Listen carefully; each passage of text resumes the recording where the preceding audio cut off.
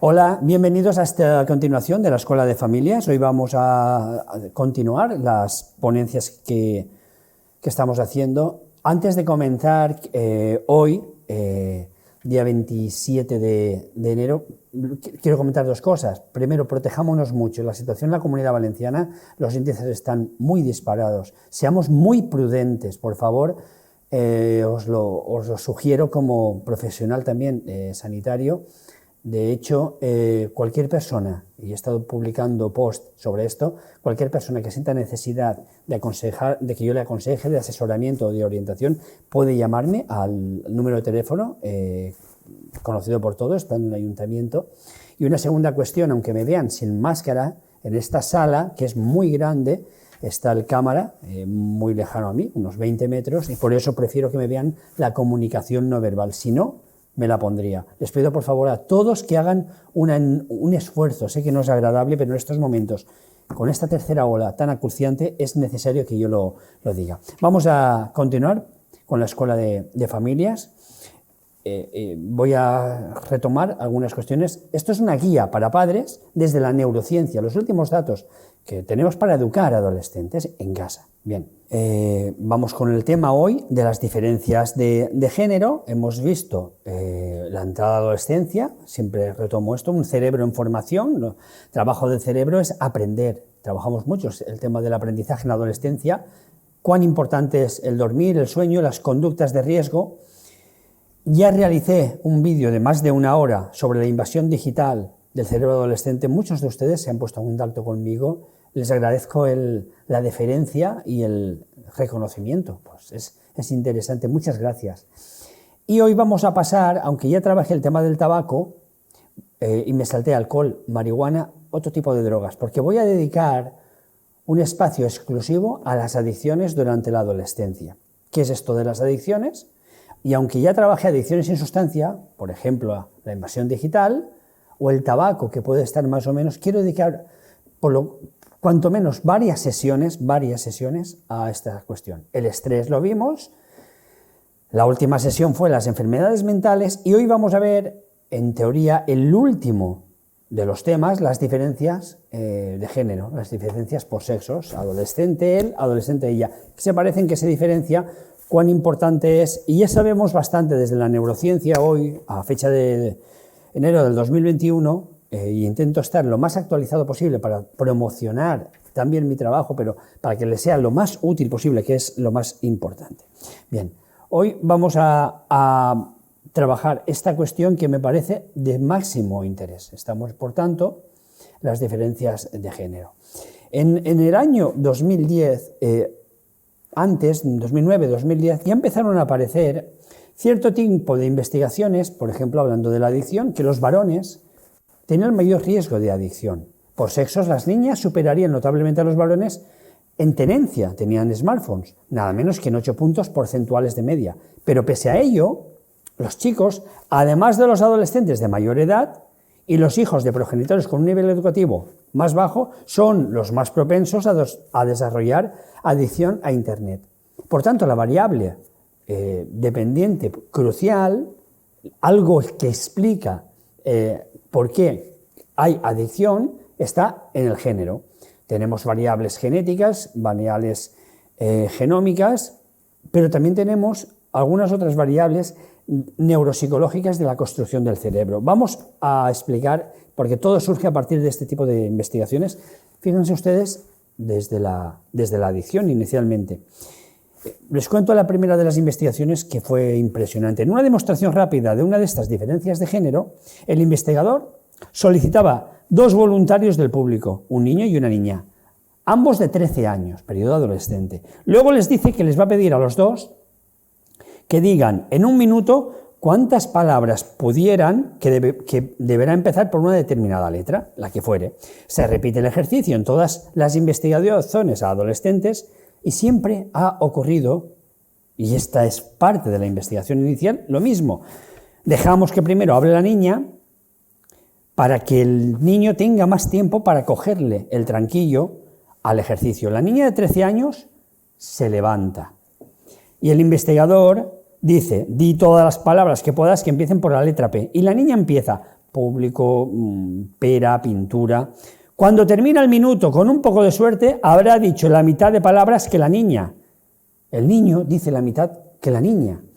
Siempre es el mismo resultado. Y hay una razón que explica que la niña lo haga mucho mejor que el niño, aunque en un par de años esa diferencia va a desaparecer. La capacidad de decir unas determinadas palabras, en realidad, reside en dos zonas particulares del cerebro. La zona parietotemporal, es decir, esta parte de atrás, donde se procesan habla y lenguaje, y el lóbulo frontal, tantas veces nombrado por mí, que controla las decisiones, la toma de decisiones. La tarea que se les pide a los dos niños exige el dominio del lenguaje y de toma de decisiones, y a los 13 años las niñas simplemente tienen ya más conectivizadas, cableadas, esas zonas del cerebro. Hace ya tiempo que científicos y psicólogos saben que los niños y niñas evolucionan de forma distinta y que el desarrollo del lenguaje en las niñas, concretamente lectura y escritura, va entre 1 año y 1 año y medio por delante del desarrollo del niño.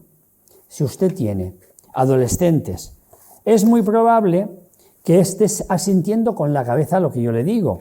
Lo que tal vez no sepa es que estas diferencias no se pueden atribuir a un ritmo más o menos rápido del desarrollo. ¿Por qué? Porque hay diferencias neuroanatómicas y fisiológicas reales entre el cerebro del adolescente y de la adolescente. La mayoría de las diferencias de esa estructura cerebral de varones y mujeres son mínimas y están relacionadas con la diferencia del tamaño medio corporal entre ellas y ellos. Otras no tienen relación alguna con ninguna ventaja o desventaja. Por ejemplo, el cerebro del varón ya se sabe que es entre 6 y un 10% más grande que el de la mujer. Pero investigadores, por ejemplo, de Harvard, han hallado datos que indican que las mujeres tienen mucha mayor conectividad, no mayor, sino mucha mayor conectividad entre los dos hemisferios del cerebro, por una zona que se llama el cuerpo calloso. Las diferencias pueden ser mayores en la infancia, cuando el tamaño del cerebro de niños y niñas puede diferir hasta en un 50%. Asombroso. En la parte más empinada de la curva de crecimiento. Todo esto hace muy difícil y disparatado sacar conclusiones sobre diferencias en el funcionamiento del cerebro basadas en diferencias anatómicas, al menos al hablar de varones y de mujeres. Sin embargo, es indiscutible que existen diferencias en la anatomía neuronal de ambos sexos. Las diferencias existen ya en el feto, inicialmente ya aparecen en el feto, cuando las hormonas ya han alterado el destino de las zonas del cerebro, que van a ir en un sentido u en otro. Es el llamado dimorfismo sexual. Aquí lo tienen, este dimorfismo sexual, y el hipotálamo es una zona que se ve muy alterada. Este dimorfismo sexual es algo que ya podemos entender que existe. Ese dimorfismo sexual nos hace funcionar de una determinada manera dismórfica. Es una zona, el hipotálamo, que se ve muy alterada por las primeras diferencias entre el nivel de estrógeno, que es la hormona femenina, y el nivel de testosterona, la hormona masculina. Es una realidad de suma importancia porque la función del hipotálamo, tan sensible a estas hormonas, a lo largo de toda la vida es regular las hormonas de la mujer y del hombre, entre otras cuestiones. Pongo un ejemplo. Sandra Whittelson es profesora de psiquiatría y neurociencia de la Universidad McMaster de Ontario, en Canadá, y posee una de las mayores colecciones de cerebros normales del mundo, más de 120. En 30 años de investigaciones ha hallado diferencias constantes entre el cerebro masculino y femenino, pero son diferencias muy sutiles y su relación con el funcionamiento del cerebro muchas veces es imprevisible. Por ejemplo, el tamaño del cuerpo calloso, que hace poco ya nombré, la banda de tejido neuronal que une ambos hemisferios, derecho e izquierdo, parece estar relacionado con la capacidad verbal de las mujeres en los tests de coeficiente intelectual, pero no con la de los hombres, no mide lo mismo. Y en la adolescencia, el cuerpo calloso de la niña es en torno a un 25% mayor que el del varón. Otro descubrimiento es que en los varones, esta autora, Whittelson, es que en los varones la memoria está relacionada directamente con la mutua proximidad de las neuronas que se acumulan en esa misma zona, que es el hipocampo, por cosa que no ocurre en las mujeres, aunque en estudios en que se han realizado tareas cognitivas no aparecen mejores ni peores resultados debido al sexo de quien los haga. Todos estos resultados subrayan la necesidad de estar intelectualmente abiertos en todo lo referente a las posibles diferencias entre el cerebro masculino y femenino.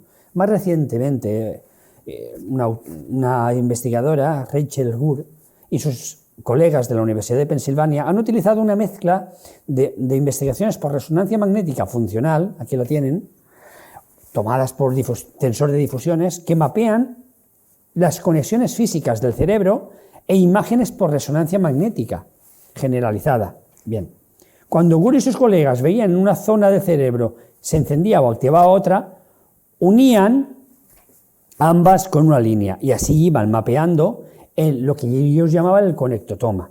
Compararon los niveles de conectividad entre los dos hemisferios y descubrieron que la inmensa mayoría de las conexiones eran idénticas en hombres y mujeres. Pero atención, los hombres tenían más conexiones dentro de los hemisferios y las mujeres mayor conectividad entre los hemisferios.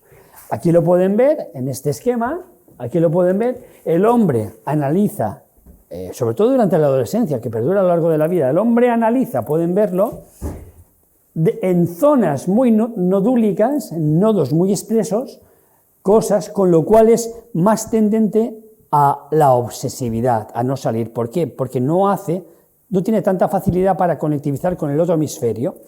Aquí lo ven, la mujer analiza en una toma de decisiones, en un pensamiento que le pueda venir, son nódulos menos obsesivos. Voy a poner otra diapositiva para que ustedes lo puedan entender, de esta autora tan interesante. Pueden ver lo mismo de lo que les estaba diciendo, cerebro de varón, cerebro de mujer. Cuando un varón toma decisiones, sobre todo durante la adolescencia, conecta, salvo puntos muy específicos, pueden ver el verde o el rojo, pero conecta muchísimo menos que cuando es en la zona frontal con las mujeres, donde la conectividad para ver si algo está bien o no, o es operativo, o es razonable, o algo, es decir, está valorando la impulsividad, la planificación, la capacidad de toma de decisiones adecuadas, es mucho más celérico, más rápido, más precoz en las mujeres que en los varones. Asombroso, pero para los padres es un estudio que necesita ser explicado para entender por qué un adolescente tiene mayor tendencia a cierto tipo de actuaciones que pueden ser más dolorosas para dejarse llevar más fácilmente por conductas, por ejemplo, de riesgo. Voy a continuar con esta cuestión y decía, cuando Gore y sus colegas veían que una zona del cerebro encendía o activaba otra, unían ambas con una línea y se iba mapeando el conectoma del cerebro. Compararon los niveles de conectividad entre los dos hemisferios y descubrieron que la inmensa mayoría de las conexiones eran idénticas, decía, pero los hombres tienen más conexiones dentro de los hemisferios y las mujeres mayor conectividad entre los hemisferios, es decir, en el cuerpo calloso. Está demostrado que en la adolescencia al menos existen auténticas diferencias entre hombres y mujeres. Las chicas, debido a su mayor cuerpo calloso y la consiguiente mejor comunicación entre los dos hemisferios cerebrales, tienen mayor capacidad que los chicos para cambiar de una tarea a la otra. El multitasking siempre es mucho peor en varones. Entre los 6 y los 18 años, tanto los varones como las hembras pierden sustancia gris y durante la adolescencia y hasta bien entrados los 20 y tantos años, unos y otros aumentan la sustancia blanca. Los chicos la aumentan más deprisa que las chicas, pero al realizar idénticas tareas cognitivas, es decir, de pensamiento, ambos no utilizan necesariamente las mismas partes del cerebro. Voy a nombrar una investigación muy reciente de la Universidad del Noroeste y de la Universidad de Haifa de Israel. Realizaron un estudio conjunto sobre cómo procesan el lenguaje niños y niñas. En general, las adolescentes tienen unas capacidades lingüísticas superiores en comparación con la de los varones. Con su cohorte de varones se hizo en institutos habitualmente, se hizo en estas investigaciones, en tareas que exigían un complejo lenguaje auditivo y visual. Las adolescentes activaban zonas del cerebro relacionadas con el pensamiento abstracto y su nivel de capacidad estaba relacionado directamente con el grado de activación. La misma correlación se daba también en los chicos, pero la precisión de estos no dependía de las zonas del lenguaje abstracto, sino del oído y de la vista. Existen varios estudios que demuestran que los varones y las mujeres adultas utilizan partes diferentes del cerebro para emitir palabras o leer en voz alta. Es decir, varones y mujeres tenemos senderos diferentes que pueden llevar a los mismos resultados, no necesariamente, pero el sendero es diferente. La amígdala, donde normalmente nacen las emociones, se desarrolló unos 18 meses antes en las niñas. Son más analíticas y más capaces de analizar sus propias emociones y los de los demás, capacidad empática. Lo mismo ocurre con el hipocampo, con diferencias entre chicos y chicas. Los primeros tienen los dos lados del hipocampo asimétrico y las chicas son simétricos. Son datos que coinciden con otros relativos a una mayor conectividad general en ambos lados en las mujeres. Tanto la amígdala como el hipocampo se encuentran en el sistema límbico, el emocional, el inconsciente, como tantísimas veces he nombrado. Y las hormonas pueden afectar al funcionamiento de ambos.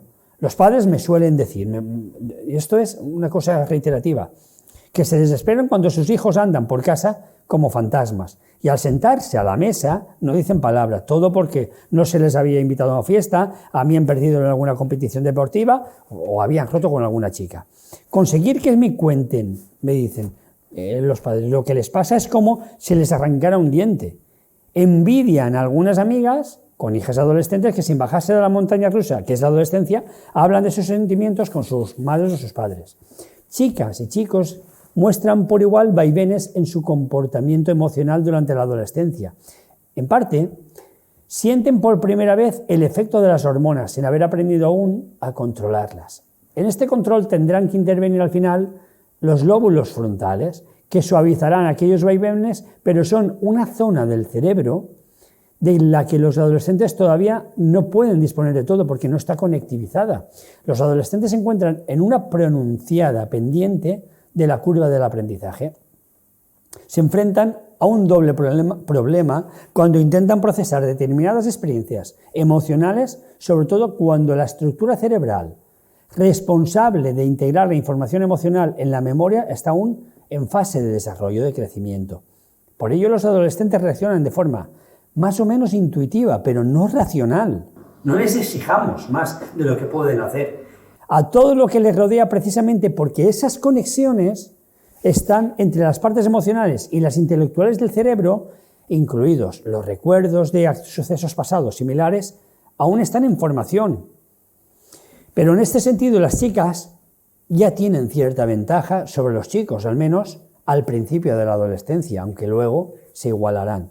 Al hablar de diferencias de género normalmente pensamos en los sentimientos. Sin embargo, los rasgos del diferente desarrollo de los cerebros se manifiesta también de otras formas.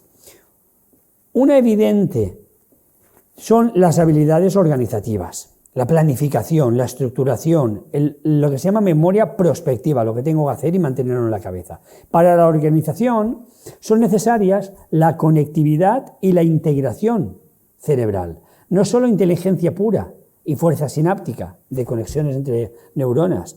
En ello desempeña un papel fundamental la mielinización, lo que envuelve las neuronas para conectivizarse unas y a otros.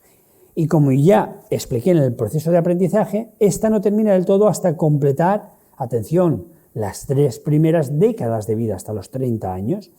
En este proceso, la época de mayor disparidad entre ambos sexos es la adolescencia, que es cuando más se marcan los procesos de diferencias entre ambos en el proceso de pensamiento y de análisis, pero sobre todo en las capacidades organizativas, en la planificación.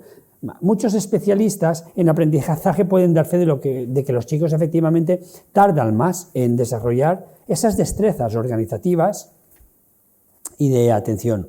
Una realidad, precisamente, cuyas implicaciones para los educadores pueden ser enormes. Para muchos adolescentes, sobre todo para los chicos, puede ser un proceso difícil o muy difícil, sobre todo en varones. Los pasos que hay que dar para conseguir entrar, por ejemplo, a una buena plaza de carrera o algo que les interese, puede tener muchas dificultades. Claro, si los varones tardan más en conectivizar, van a tener mayores dificultades porque el tiempo sigue pasando. En la actualidad hay más chicas que chicos, y esto ya lo sabemos de hace tiempo, con notas superiores a la media en las pruebas de madurez intelectual. Este es el resultado de todo lo que estamos viendo, previas a la universidad. Y son más también las que probablemente terminarán los estudios de secundaria y cursarán estudios superiores. Unas estadísticas que demuestran un cambio evidente respecto a generaciones anteriores. Sin embargo, a veces es difícil acabar con los estereotipos, pero en ello estamos. Lo que los estereotipos confirman es que nuestras ideas sobre las diferencias entre ambos sexos casi siempre están desfasadas en el tiempo y también en la ciencia. Aún hoy muchas personas aducen pruebas supuestamente científicas de la mejor capacidad de los hombres para visualización en el espacio. Son lógicos y lineales. Las mujeres tienen mejor intuición, son más creativas y empáticas y comprenden las formas de forma holística. La experiencia me dice, análisis de estos estereotipos que siguen funcionando asombrosamente y que los acabo de leer, pues los he tomado de la realidad, que son tan delimitados e inamovibles como inexactos, y cada vez son más los datos que lo desmienten, pero la ciencia no forma parte, y es lo que estoy haciendo, trasladando esto al conocimiento de las familias. En la enseñanza media, por ejemplo, el 74% de las niñas manifiestan interés por la ciencia, la tecnología. Estoy hablando del 75% de la población femenina. Es decir, 3 de cada 4 adolescentes chicas tienen intereses por estas carreras a priori, tecnología, ingeniería, matemáticas, las llamadas STEM. Según algunas investigaciones, los datos son tan asombrosos como la disparidad que luego existe a la hora de seleccionar dicha carrera. Por ejemplo, Jen Haidt, investigadora de la Universidad de Wisconsin, en Madison, descubrió que las chicas que piensan que los chicos, el hecho del pensamiento, las chicas que piensan que los chicos son mejores en matemáticas, una idea que también compartían en aquellos institutos padres y profesores, evitan más los programas de matemáticas superiores. Pero, y esto lo he hecho yo también, al analizar si eso formaba parte de un estereotipo interiorizado o de su realidad actual, solamente podían tomar decisiones adecuadas a sus deseos una vez que habían apartado la interiorización de ese estereotipo que formaba parte ya de sus vidas. La consecuencia es lo que en psicología llamamos la profecía autocumplida.